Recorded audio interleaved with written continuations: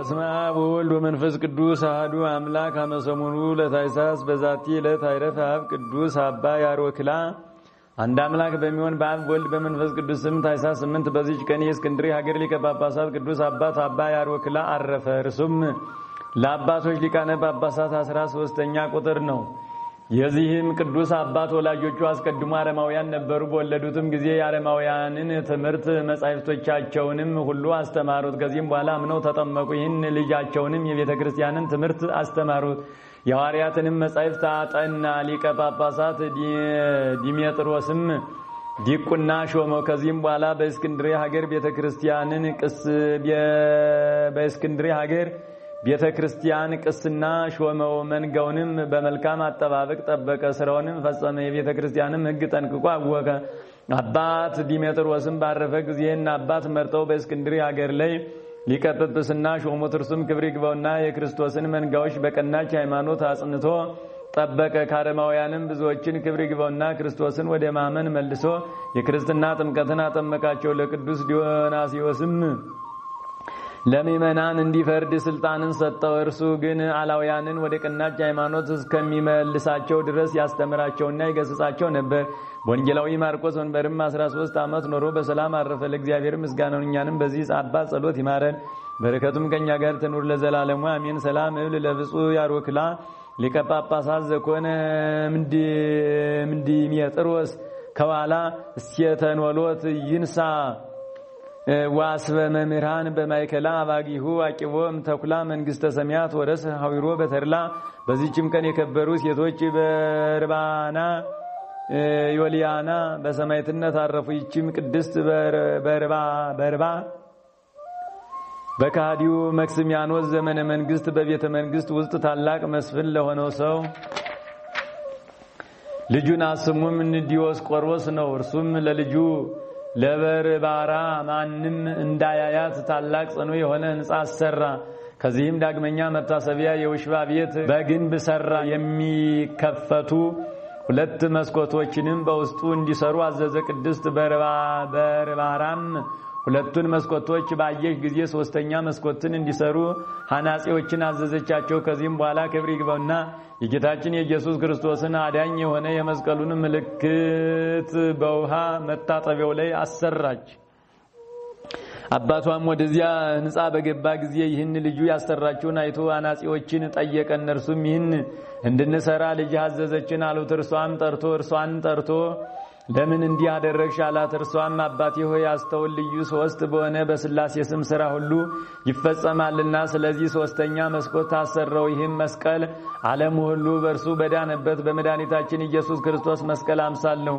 አንተም አባቴ ሆይ ከስተት ተመልሰህ የፈጠረህን አምላክ አምልከው አለችው። አባቷም ከእርሷ ይህን በሰማ ጊዜ ሰይፉን መዞ በኋላዋ ሮጠ። እርሷም ሸሸሽ። በፊቷም የነበረች አለት ተሰንጥቃ በውስጧ ገብታ ተሰወረቻት። ከዚህም በኋላ ወደ አባቷ ተመለሰች። እርሱም እንዲያሰቃያት ለሌላ መኮንን አሳልፎ ሰጣት። እርሱም ታላቅ ስቃይን አሰቃያት። በዚያም ዮልያና የምትባል ሴት ነበረች። ቅድስት በርባራንም አየቻትና የምታጽናናትና የምታረጋጋት ሆነች። ክብር ይግባውና ጌታችን ኢየሱስ ክርስቶስም ለቅድስት በርባራ ተገለጸላትና አረጋጋት። ከዚህም በኋላ አባቷ በሰይፍ ራስዋን እንዲቆርጡ የባለንጀሯ የዮልያናም ራስ እንዲቆርጡ አዘዘና ቆረጧቸው። የሰማዕትነት አክሊልንም ተቀበሉ። በዚያንም ጊዜ ከሰማይ እሳት ወርዶ አባቷንና ጓደኛው የሆነ መኮንን መርትያኖስን አቃጠላቸው። ያም በውሽባ ቤት ውስጥ በመስቀል ምልክት ያሰራችው መታጠቢያ ለታመመ ሁሉ ከእርሱ በታጠበ ጊዜ የሚያድን በውስጡ ታላቅ ፈውስ ያለበት ሆነ። ከዚህም በኋላ የቅዱሳት ሰማዕታትን ስጋቸውን ወስደው ከከተማ ውጭ ባለች ቤተ ክርስቲያን ስሟ ገላልያ በሚባል ቦታ አኖሯቸው። ይህ ስጋቸውን በቅዱሳን ሰማዕታት በአቡቂርና በዮሐንስ በምስር ሀገር ባለ ቤተ ክርስቲያናቸው እስከዛሬ አለ። ለእግዚአብሔር ምስጋናው እኛንም በቅዱሳት ሰማዕታት ጸሎት ይማረን፣ በረከታቸውን ከኛ ጋር ትኑር ለዘላለሙ አሜን። ሰላም ለበርባራ እንታገሃደት ሃይማኖታ እንዘ ታርየይ ሥላሴ በመስኮተ ቤታ እያፍራሃ መጥባይት ወሞሰርታ ሐጺን እያይመመታ ወሰላም ካይበለል ለዮልያና ካሊታ እንተሰቀልዋ በክሌ አጥባታ። በዚህችም ዕለት የብጽዕት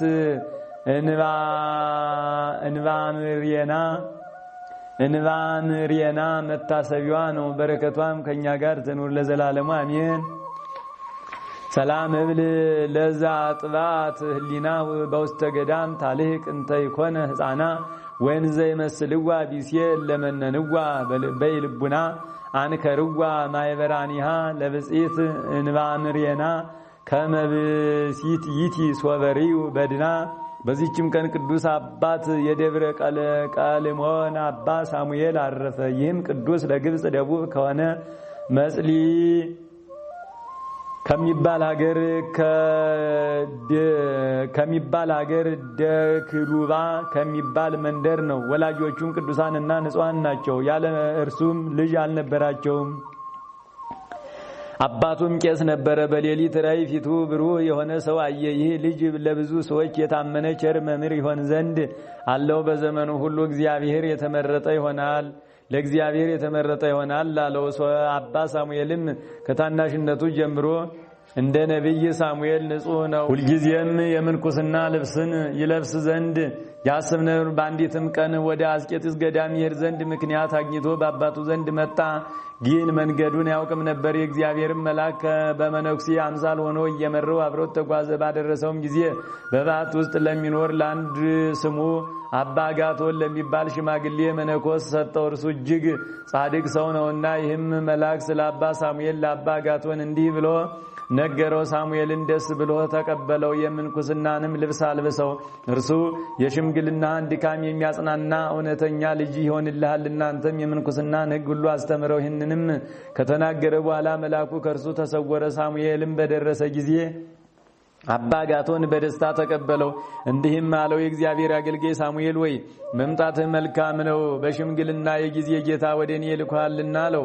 ወዲያውን ወደ ቤተ ክርስቲያን አስገባውና ከጸጉር በተሰራው ቀሚስና በቆቡ ላይ በቅናትና በአስኬማ ላይ ጸልየና ባረከው። የአባቶቼ የአባ አንጦንስና የአባ መቃርስ ፈጣሪ ካንተ ጋር ይኑር። ልጄ ሳሙኤል ወይ በችግር ሁሉ ረዳት ይሁን ብሎ እኒያን የምንኩስና ልብሶችን አለበሰው። ቅዱስ አጋቶንም ለአባ ሳሙኤል ትሕትናን አርምሞን አስተማረው። አባ ሳሙኤል ቅዱስና ቡሩክ የሆንክ አባቴ ሆይ ይቅር በላይ፣ ከኔ ጋርም ፍቅርን አድርግ አስተምረኝም። እግዚአብሔርም የሚወደውን የምሰራ ያደርገኝ ዘንድ በከበረች ጸሎትህ አስበኝ ይለው ነበር። ሁልጊዜ መንፈሳዊ የሆነ የምንኩስናን ስርዓትም ሁሉ ተማረ። ቅዱስ አባ ሳሙኤልም በስራው ሁሉ ይረዳው ነበረ። የሚያዝዘውንም ሁሉ እየሰራ ከአባ አጋቶን ጋር 3 ዓመት ኖረ። ከዚህም በኋላ አባ አጋቶን አረፈ። አባ ሳሙኤልም ሰባት ቀን እየጾመና ታላቅ ተጋድሎን እየተጋደለ ኖረ። ከዚህም በኋላ በአስቄጥስ ባለች በከበረች በአባ መቃርስ ቤተክርስቲያን ቅስና ተሾመ።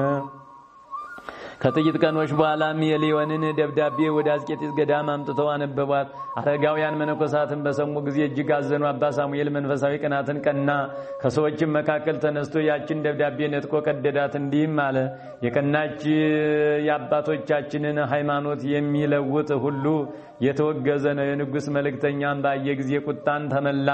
አባ ሳሙኤልም በብረት ዘንጎች እንዲደበድቡት በክንዱም ሰቅለው ፊቱን እንዲጸፉት አዘዘ። በጸፉትም ጊዜ አንዲት ዓይኑ ወለቀች። ከዚህም በኋላ ከአስቄጥስ ገዳም እንዲያሳድዱ ከእግዚአብሔር የታዘዘ መልአክ ለአባ ሳሙኤል ተገለጸለትና ወደ ቀልሞን ተራራ ሄዶ በዚያ ይኖር ዘንድ አዘዘ። ወዲያውኑ ሄዶ በዚያ ኖረ። የቀናች ሃይማኖትንም ለሰዎች ሁሉ እያስተማረ ተቀመጠ። ሊቀ ጳጳሳት የሆነው መለካዊ የእስክንድርያ መኮንን ቆዝምም ዜናውን ሰምቶ ወደ ቅዱስ አባ ሳሙኤል መጥቶ ታላቅ ግርፋትንም ገርፎ ከገዳም ውስጥ አሳደደው። ወደ ቀልሞንም ገዳም ቤተ ክርስቲያንም ሄዶ በዚያ ተቀመጠ። በዚያም ወራት የበርበር አረማውያን ወደዚያ መጡ። ወደ ሀገራቸውም ሊወስዱት አባ ሳሙኤልን ያዙት። ከእርሳቸውም እጅ አድነው ዘንድ ክብር ይግባውና ጌታችንን ኢየሱስ ክርስቶስን ለመነው። በአንድ ገመል ላይም በጫኑት ጊዜ ያ ገመል መንቀሳቀስ አልቻለም። ታላቅ ድብደባም ደበደቡት። በተሳናቸውም ጊዜ ትተውት ሄዱ። እርሱም ወደ ቀልሞን ገዳሙ ተመልሶ በምንኩስና ስርዓት በመጠመድ በሁሉ ተጋድሎ እየተጋደለ ኖረ።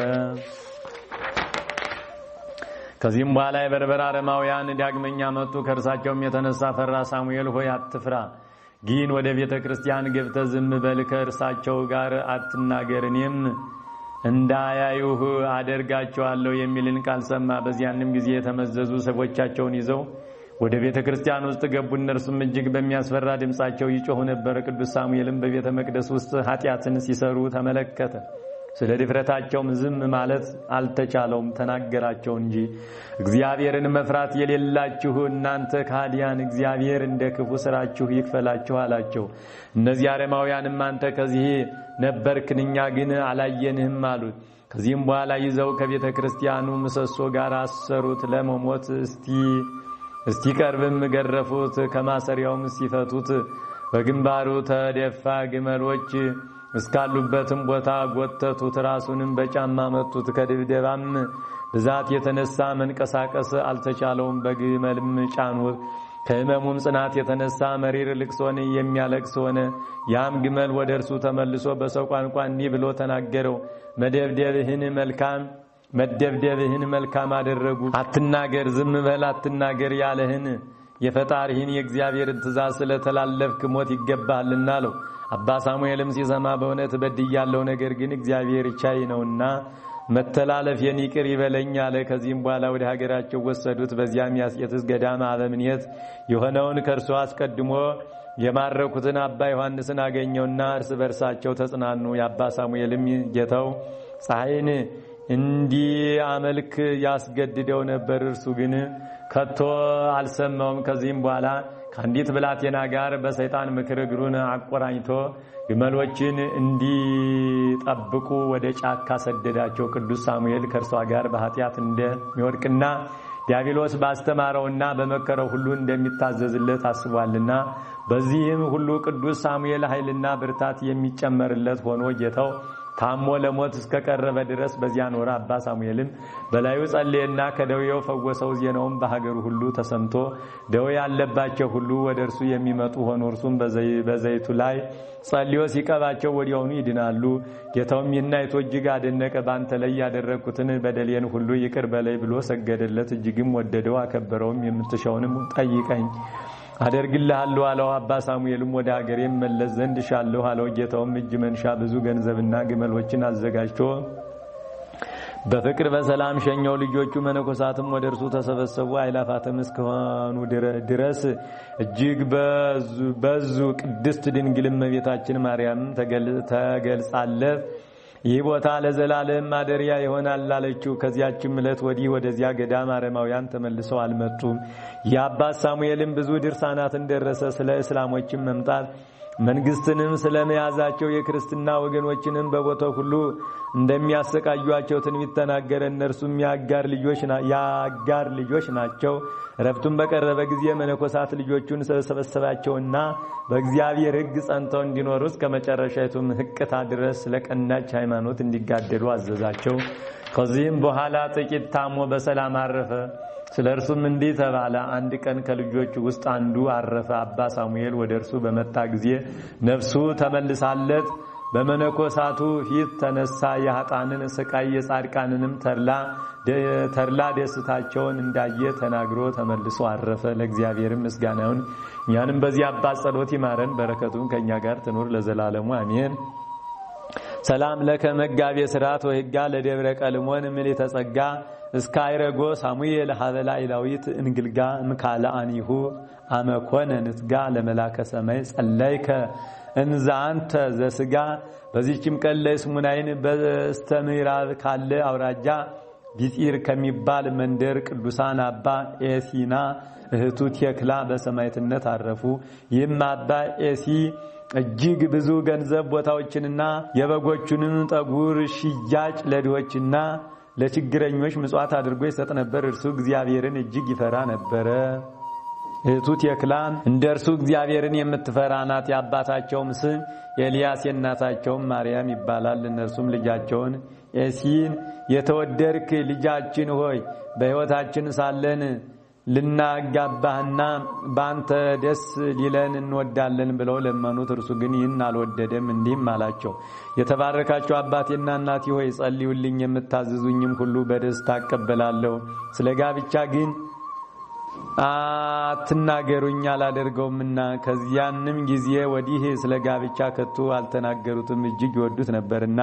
ከዚህም በኋላ እድሜው 20 ዓመት ሲሆነው አባቱ ሞተ። ከጥቂት ቀኖችም በኋላ እናቱ ሞተች። ከዚህም በኋላ እድሜው 20 ዓመት ሲሆነው አባቱ ሞተ። ከጥቂት ቀን በኋላ እናቱ ሞተች። ከሃዲ ንጉሥ ዲዮቅልጥያኖስም በዚያ ወራት ሰው ሁሉ ለጣዖት እንዲሰግድ አዘዘ። ቅዱስ ዮሴም የንግድ ዕቃውን ይሸጥ ዘንድ ወደ እስክንድርያ ሄደ። ለአባ ዮሴም በእስክንድርያ ሀገር ጳውሎስ የሚባል ወዳጅ ያለው፣ እርሱም ጽኑ በሆነ ደዌ ታሞ ነበር። ከደዌውም እስከሚድን አባ ኤሲ በእርሱ ዘንድ ተቀመጠ። በዚያም ወራት በእስክንድርያ ወገኖች ላይ ታላቅ መከራ ሆኖ ነበር። እኒህ የከበሩ ኤሲና ወዳጆቹ ጳውሎስ ጣፋጭና መልካም የሆነውን መብል በገንዘባቸው እየገዙ በእስክንድርያ ሀገር ለሚኖሩ ቅዱሳን ይወስዳሉ። እንዲሁም ክብር ይግባውና በጌታችን ኢየሱስ ክርስቶስ ስም የታሰሩትን ይጎበኟቸዋል፣ ያረጋጓልም። እንደ ባሮችም ያገለግሏቸው ነበር። እኒህ ቅዱሳንም የሰማዕትነት አክሊልን እናንተ ትቀበሉ ዘንድ አላችሁ ብለው በእነርሱ ላይ ትንቢት ተናገሩ። በዚህም ወራት የህርማኖስ ልጅ ቅዱስ ቪክቶርን ወደ እስክንድርያ ሀገር አመጡት። አባ ዮሴና ወዳጁ ጳውሎስም ባዩት ጊዜ አደነቁ፣ መንፈሳዊ ቅናትንም ቀኑበት። እርሱ የዚህን የኃላፊውን ዓለም መንግስት ንቋልና። ከዚህም በኋላ አባ ዮሴ ወደ መኮንኑ ቀርቦ በክብር ባለቤት በጌታችን ኢየሱስ ክርስቶስ ታመነ። መኮንኑም ያሰቃዩ ዘንድ አዘዘ።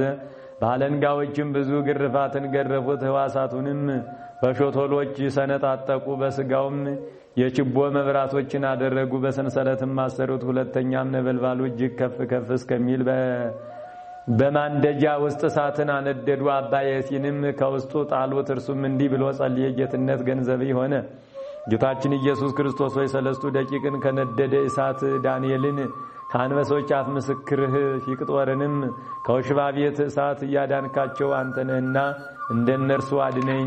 የሚረዳኝንም ቸር መልአክ ላክልኝ። ለአንተም ምስጋና ይሁን አሜን። ይህንንም ጸሎት በጸለየ ጊዜ እነሆ ሱሪያል መልአክ ከሰማይ ወርዶ በአባ ዮሴ ቀኝ ቆመና ጻድቅ ሆይ ሰላም ላንተ ይሁን፣ እግዚአብሔር ካንተ ጋር ነውና ከመከራህም ሁሉ እርሱ ያድንሃልና አትፍራ አለው።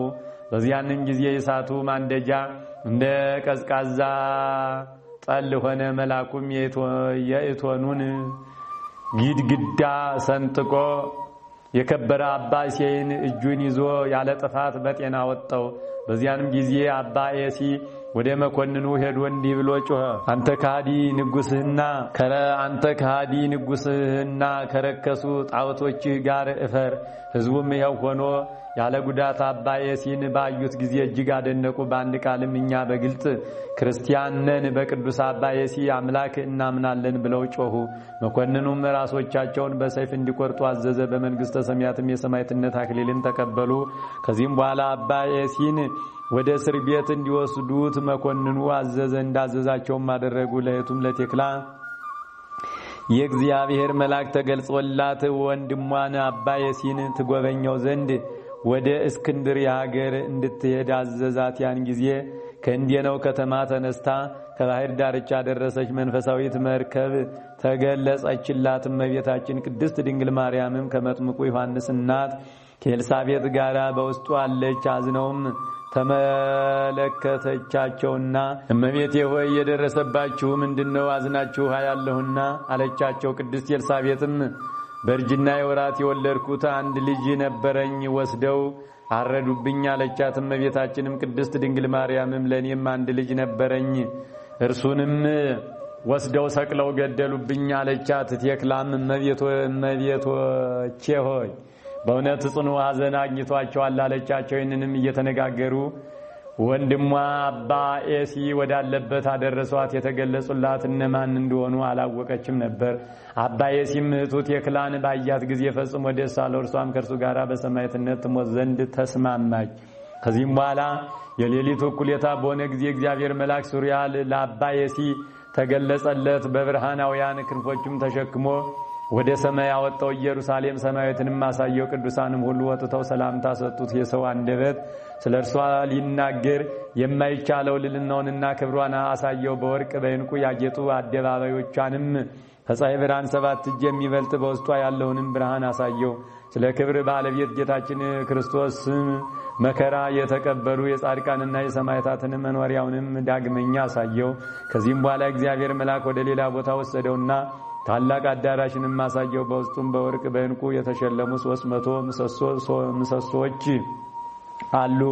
ዙፋኖችም በዕንቁ የተሸለሙ አሉ። በዚያም አዳራሽ ውስጥ 200 ጭፍሮች ቆመው ነበር። እነርሱም በወርቅ ዝናር የታጠቁና ያጌጡ ናቸው። ከእርሳቸውም እያንዳንዱ ርዝመቱ 15 ክንድ ይሆናል። ኒሜሲ ያንን መልአክ ከዓለም ሰዎች ውስጥ በዚህ አዳራሽ አምሳል ማንም ሊሰራ የማይቻለው ይህ አዳራሽ ለማን ነው አልኩት። መልአኩም እንዲህ አለኝ፣ ወንድሜ አባዬሲ ሆይ የምድር ነገስታት ሁሉም ከዓለም ሁሉ ጋር ቢሰበሰቡ ይህን አዳራሽ ከተሸከሙት ከ300 ምሰሶች አንዱን ምሰሶ ሽያጭ ዋጋ አይችሉም አለኝ። እኔም አይቼ አደነቅሁ፣ እግዚአብሔርንም አመሰገንሁት። ሁለተኛም የከበረና ያማረ ታላቅ አዳራሽ ለማን ይሆናል አልሁት።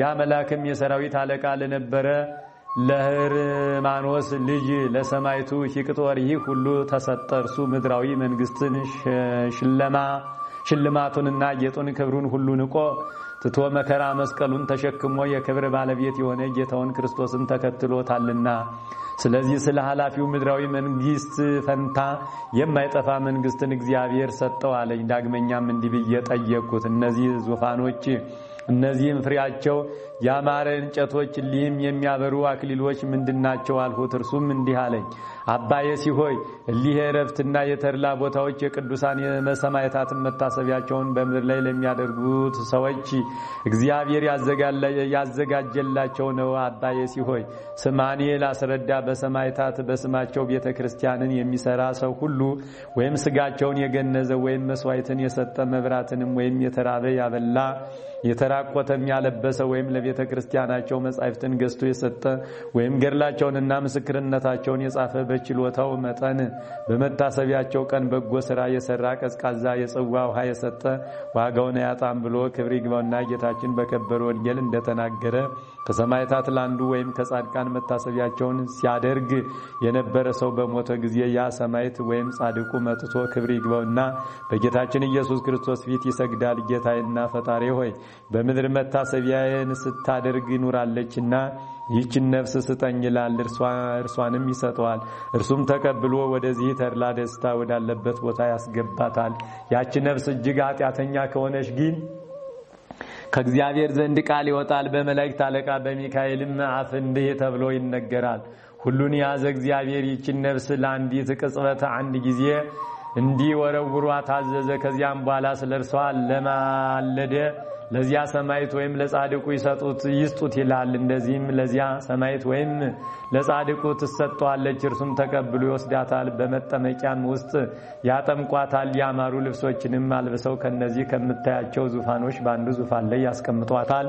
በማይጠፋ አክሊልም ይጋርዷታል። ከቅዱሳን ሁሉ ጋር ደስ እያላት ለዘላለሙ ትኖራለች። ከዚህም በኋላ ያ መልአክ ተሸክሞ ወደ እስር ቤት መለሰኝ። ሰላምታም ሰጥቶኝ ወደ ሰማይ አረገ። እኔም ስለከበረ ስሙ ለሚጋደሉ ስለሚሰጥ ታላቅ ሀብት እጅግ አደነኩ። በነጋም ጊዜ ቅዱስ አባ ኤሲን ከእህቱ ቴክላ ጋር ያመጡት ዘንድ መኮንኑን አዘዘ። አምጥተውም በጽኑ ስቃይ በተሽከርካሪዎች መሳሪያ በእሳት ቃጠሎ በብረት ሽንካሮች የራሳቸውንም ቆዳ በመግፈፍ አሰቃዩአቸው። እግዚአብሔርም ያለ ጉዳት በጤና አስነሳቸው። ከስቃያቸውም የተነሳ በሰለቸ ጊዜ ወደ ላይኛው ግብጽ ይወስዳቸው ዘንድ ለእንዲነው ሀገር መኮንን አሳልፎ ሰጣቸው። 8 ቀንም ያህል እንደተጓዙ መርከቢቱ ከባሕሩ ዳር ቆመች። መኮንኑም ራሶቻቸውን በሰይፍ እንዲቆርጡ አዘዘ። ቅዱሳን አባ ኤሲና እህቱ ቴክላም እጅግ ደስ አላቸው። ጸሎታቸውንም ጸልየው በፈጸሙ ጊዜ በሰይፍ ራሶቻቸውን ቆረጧቸው። እግዚአብሔርም ስንጡፍ ከሚባል ሀገር ስሙ ኦሪ የሚባለው ቄስ የቅዱሳንን ስጋቸውን እንዲያነሳ አዘዘው። እርሱም አንስቶ ወስዶ አጥኖ ባማሩ ልብሶች ገነዛቸው። የመከራውም ወራት ሲፈጸም በንጹህ ቦታ አንወራቸው። ከርሳቸውም ታላላቅ ታምራት ተገለጡ። ከነርሱም ጋር በሰማዕትነት የሞቱ ቁጥራቸው 477 ነፍስ ናቸው። ለእግዚአብሔር ምስጋናውን እኛንም በሰማዕታት ጸሎት ይማረን፣ በረከታቸውም ከኛ ጋር ትኑር ለዘላለሙ አሜን።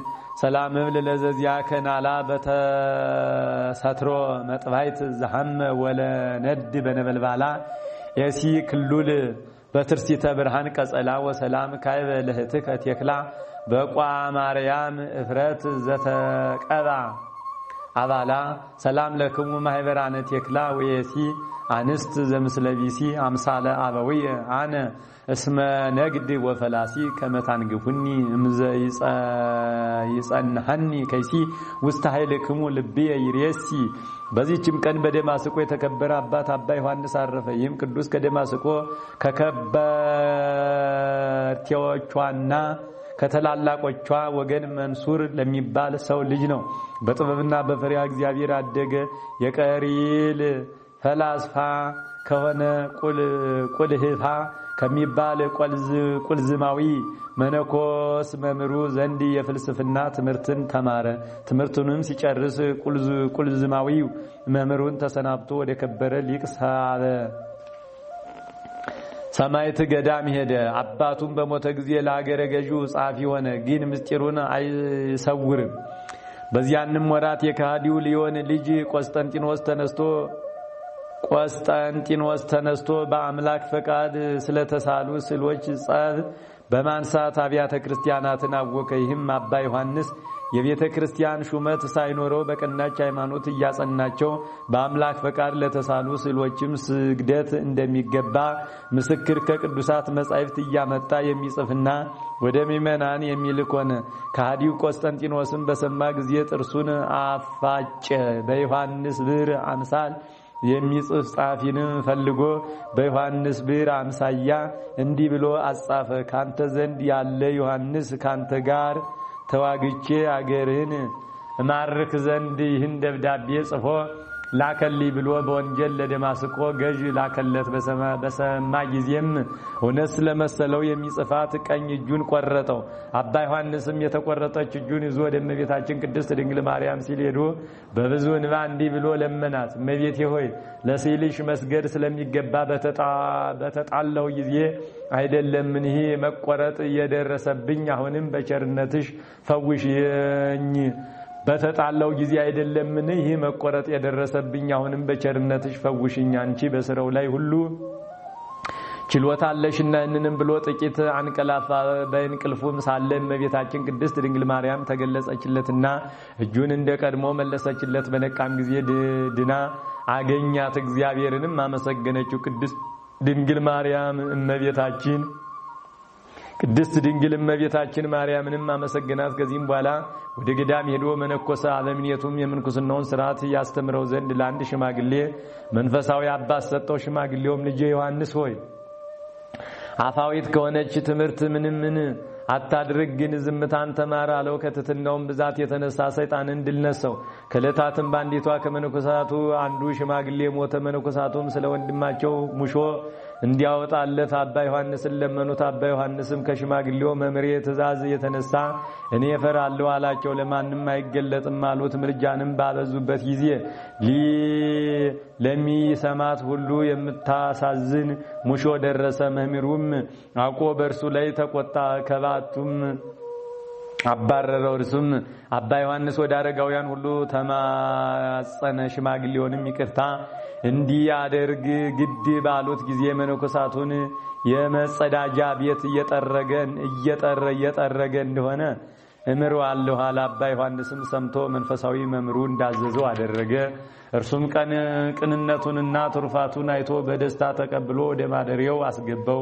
እመቤታችን ቅድስት ድንግል ማርያም አረጋዊ መምሩን ድርሳናትን መድረስን እንዳይከለክለው አዘዘችው። ከዚህም በኋላ ብዙ ድርሳናት ደረሰ። የኢየሩሳሌም ሊቀ ጳጳሳት ቅስና ሾመው። በአምላክ ፈቃድ ስለተሳሉ ስዕሎች ክብር ስለቀናች ሃይማኖትም ነገስታቱንና መኳንንቱን ሲዘልፋቸው ኖረ። ወደ ሽምግልናም በደረሰ ጊዜ ወደ ወደደው ክርስቶስ ሄደ። ለእግዚአብሔር ምስጋናውን እኛንም በጻድቁ ጸሎት ይማረን፣ በረከቱም ከኛ ጋር ትኑር ለዘላለሙ አሜን። ሰላም እብልን ዘይነግር ጽድቆ ለዮሐንስ ዘደማስቆስ ወበመሚሩ አረጋዊ ደሪሰ ድርሳን አስተራሃቆ አህደገቶ ማርያም በዘይፈጽም ፀሐይቆ እስከ በርሳን ጥሉል አይረፈ አልጺቆ። በዚህም ቀን የደብረ ዲማህ ገዳም አበምኔት ቅዱስ አባት ተክለ አልፋ አረፈ። ዳግመኛም በክርስቶስ የሚታመን የገብረ ማርያም ረፍቱ ነው። እርሱም የሰማዕታትንና የጻድቃንን በየረፍታቸው ቀን ለእያንዳንዱ ሩህባንን በማጥገብ የተራቆቱትን በማልበስ መታሰቢያቸውን የሚያደርግ ነው። እንዲህም ባለ ስራ ላይ እያለ ያን ጊዜ እስላሞች ወደ ሸዋ ሀገር መጡ። እርሱም ያማሩ ልብሶችን ለብሶ ወደ ቤተ ክርስቲያን ሄዶ ገብቶ ጸሎትን ጸለየ። ሲጸልይም እስላሞች ወደ እርሱ መጥተው ራሱን በሰይፍ ቆረጡት። የሰማዕትነት አክሊልን በመንግስተ ሰማያት ተቀበለ።